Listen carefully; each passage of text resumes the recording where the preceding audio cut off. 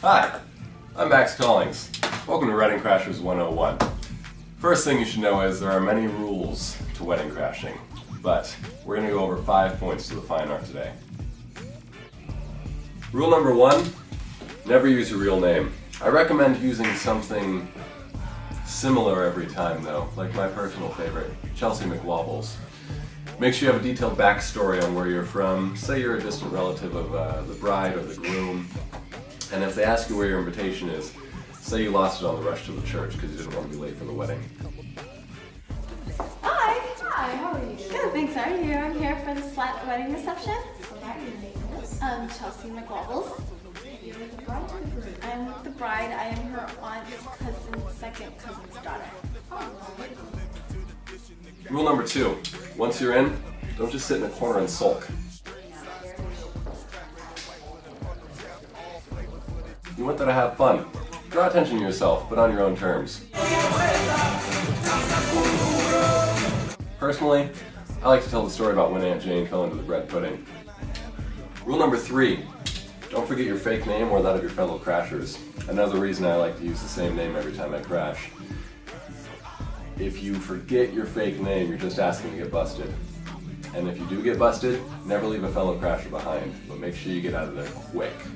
Cheers! Oh, wow, it's so much fun. How you doing?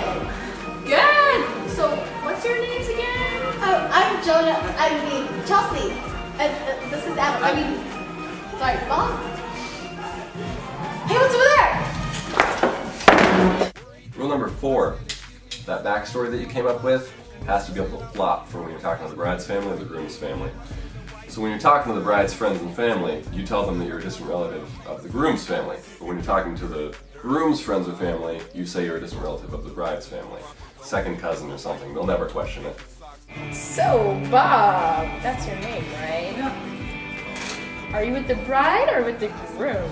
Oh, with the groom. I'm his uncle's nephew's cousin's former roommate. Oh, makes sense. Yeah. Rule number 5.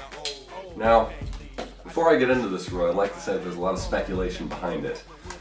This can either ruin your entire experience or make it the best wedding you've ever crashed. It's my secret weapon, and it's the chicken dance.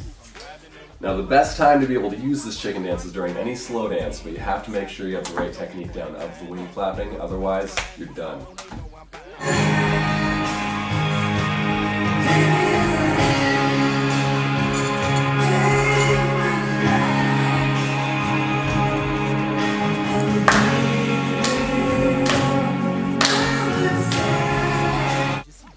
Now in conclusion, I would like to say that if you perfect these 5 things, you'll be ready to successfully crash a wedding.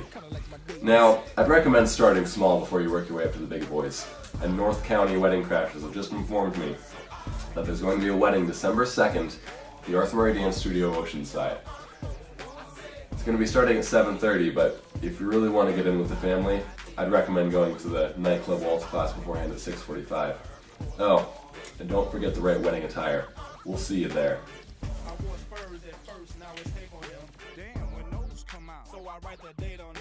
These Louis Vuitton ones, you gotta wait on them. I had to get them early, so I spent more cake on them. Look, I'm trying to keep it up like a 1-minute man while I lay on a couch.